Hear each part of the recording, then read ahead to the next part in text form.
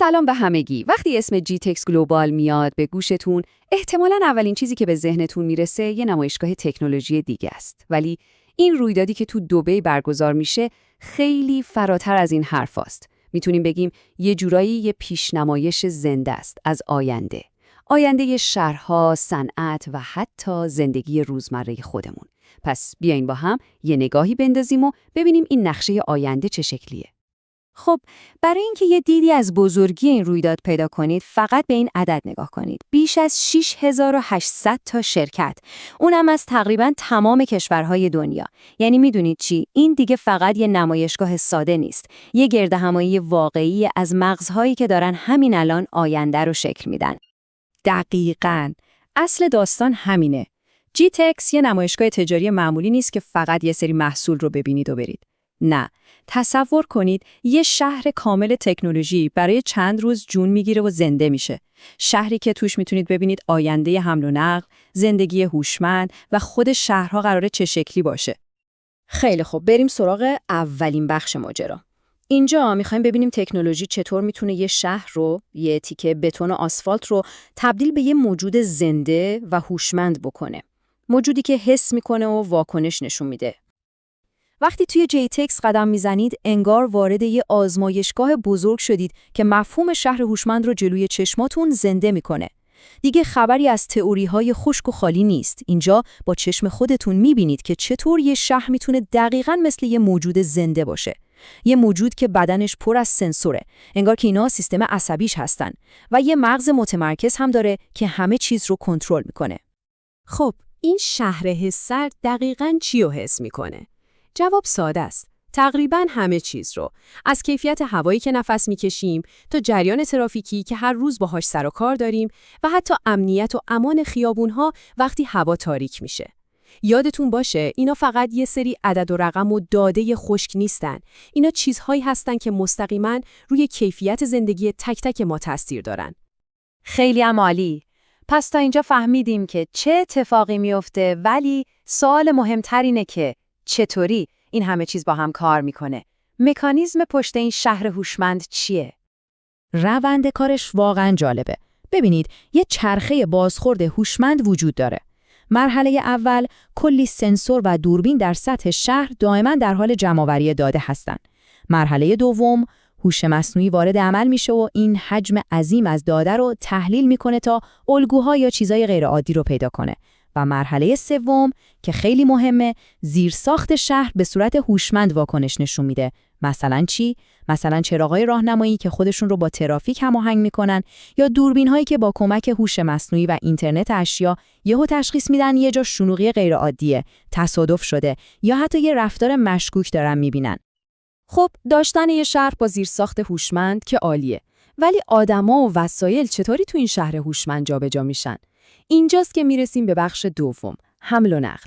حمل و نقلی که یه آپدیت اساسی گرفته و به اندازه خود شهر باهوش شده. این مقایسه قشنگ همه چیز رو روشن میکنه. حمل و نقل سنتی رو فراموش کنید. به جای ترامواهای قدیمی که به ریل‌های فیزیکی زنجیر شدن، یه چیزی به اسم تراموای بدون ریل رو تصور کنید. اینا به جای ریل آهنی با سنسور و تکنولوژی 5G روی یه مسیر مجازی حرکت میکنن و نکته مهم اینه که دائما دارن با زیرساخت شهر حرف میزنن تا مسیر و سرعتشون رو بهینه کنن. یعنی عملاً داریم با مسیرهای ثابت و غیرقابل تغییر خداحافظی میکنیم و به یه سیستم حمل و نقل کاملاً پویا و منعطف سلام میکنیم. اما صبر کنید. این تکنولوژی‌های حمل و نقل فقط برای جابجایی من و شما نیست. این ایده ها دارن وارد حوزه‌های خیلی حساس‌تری هم میشن. مثلا چی؟ مثلا پلیس هوشمند. بیایم ببینیم نیروی انتظامی چطوری داره با این تکنولوژی‌ها ارتقا پیدا میکنه. این جمله به نظرم بهترین توصیف ممکنه. اینترنت اشیا به علاوه هوش مصنوعی روی 4 تا چرخ. یعنی این ماشین‌های پلیس جدید دیگه فقط یه خودروی ساده نیستن. اینا در واقع مراکز تحلیل داده متحرک هستن که تو خیابونا گشت میزنن. یه لحظه تصور کنید. ماشین‌های پلیسی که سرتاسرشون دوربین و سنسوره. هوش مصنوعی که داخل این ماشین‌ها کار گذاشته شده، بیوقفه داره پلاک‌ها، چهره‌ها و الگوهای ترافیکی رو اسکن و تحلیل میکنه. یعنی هر تخلفی، هر مورد مشکوکی، هر چیزی که از الگوی عادی خارج باشه در کسری از ثانیه شناسایی میشه. این یعنی داشتن هوش و اطلاعات دقیق همون لحظه کف خیابون.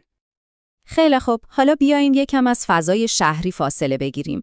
چون این تکنولوژی‌ها فقط به شهرها محدود نمیشن، دارن دنیای صنعت، لوجستیک و حتی زندگی شخصی من و شما رو هم متحول میکنن. این جدول تفاوت رو خیلی خوب نشون میده. تو دنیای لوجستیک دیگه دوران گزارش‌های کاغذی و حدس و گمان تموم شده. به جاش پلتفرم‌های اینترنت اشیا به شرکت‌های کنترل کامل و دقیق میدن. یعنی مدیر شرکت هر لحظه میدونه هر کامیونش دقیقاً کجاست، دمای محموله حساسش چقدره و بهترین و بهینه‌ترین مسیر برای رسیدن به مقصد چیه. نتیجهش چیه؟ یه صرفه‌جویی وحشتناک تو مصرف سوخت و مهمتر از اون این اطمینانه که کالاها سالم و سلامت به دست مشتری میرسن. و البته این تکنولوژی‌ها دیگه فقط مال شرکت‌های غول‌پیکر نیستن. کلی استارتاپ و شرکت کوچیک و خلاق هم اومدن وسط و دارن گجت‌های جالبی برای زندگی روزمره ما می‌سازن. از سنسورهای سلامتی که میپوشیم تا دستگاه‌های هوشمند برای کشاورزی، خانه‌هایی که همه چیزشون به هم وصله و حتی شبکه‌های هوشمند انرژی. خلاصه که اینترنت اشیا داره به همه جا سرک میکشه. خب حالا بیاین همه این تیکه‌های پازل رو کنار هم بذاریم و ببینیم در نهایت پیام اصلی GTX چیه؟ حرف حسابش چیه این رویداد؟ ببینید میشه به GTX از دو دیدگاه مختلف نگاه کرد. برای یه بازدید کننده عادی شاید اینجا فقط یه نمایشگاه بزرگ پر از گجت‌های باحال و جذابه، ولی اگه یکم عمیق‌تر به ماجرا نگاه کنید میفهمید که این رویداد در واقع یه نقشه زنده است از آینده، یه پیشنمایش واقعی از دنیایی که همین چند سال دیگه منتظرمونه. پس نکته اصلی و کلیدی همینه. GTX نمیاد فقط در مورد آینده حرف بزنه، بلکه یه تصویر واقعی و ملموس از دنیای فوق متصل فردا رو بهمون نشون میده. یه جورایی بهمون میگه هی ببینید شهراتون، حمل و نقلتون، امنیت و صنعتتون تا چند سال دیگه این شکلی میشه. و در آخر همه اینها ما رو با یه سوال خیلی اساسی تنها میذاره. همونطور که شهرهای ما روز به روز هوشمندتر میشن، چطوری میتونیم مطمئن باشیم که بهتر هم میشن؟ چطور میشه تضمین کرد که این هوشمندی واقعاً به نفع ما و برای بهتر شدن کیفیت زندگی ماست؟ این سوالیه که فکر میکنم هممون چه به عنوان متخصص و چه به عنوان شهروند باید بهش فکر کنیم.